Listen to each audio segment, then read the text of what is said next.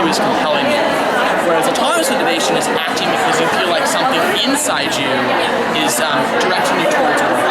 And so there's several different types of control and autonomous motivation.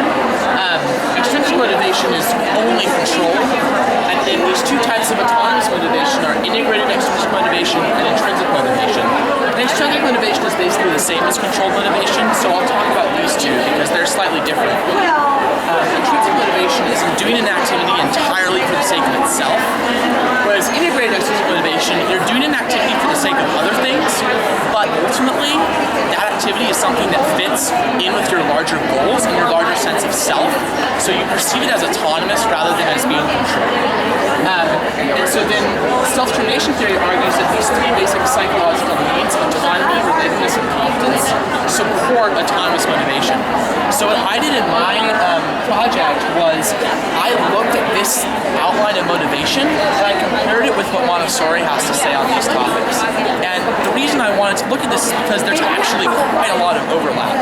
For instance, intrinsic motivation is really similar, and it's probably the same as what's happening in normalization. And normalization is where the child becomes psychologically normal, as Montessori calls it, and basically it's the child begins engaging with work in a way where their entire concentration, their entire focus is on the work itself, and they're doing that work for its own sake rather than for the sake of other factors. And this picture really illustrates the kind of look that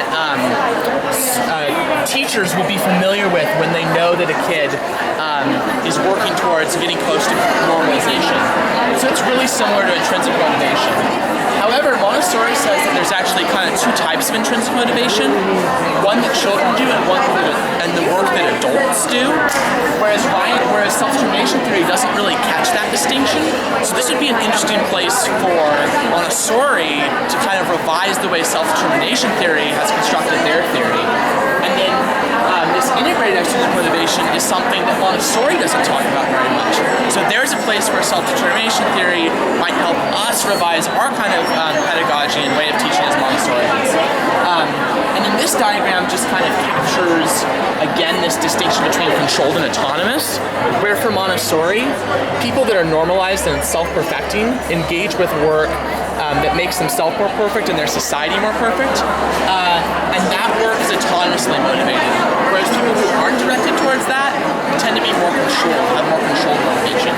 So then what I did here is basically I looked at, okay, these three needs characterize the environment and they also characterize normalized children. For instance, like autonomy and freedom. In a Montessori classroom, children are free to choose their own work.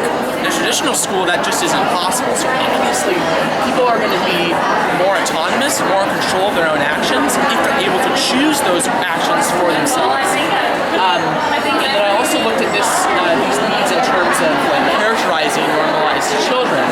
And so normalized children have what Montessori calls spontaneous discipline, which is basically, it's similar to what people call executive function. It's basically the ability to regulate your own behavior, and that's a key part of what autonomy is. So those are just examples of how, and the same for relatedness and competence as well. The idea, as I said earlier, is for this poster, this project, to inform people that are interested in studying self-determination theory and Montessori empirically. So I suggest some couple avenues, specific topics that I think would be interesting for future research.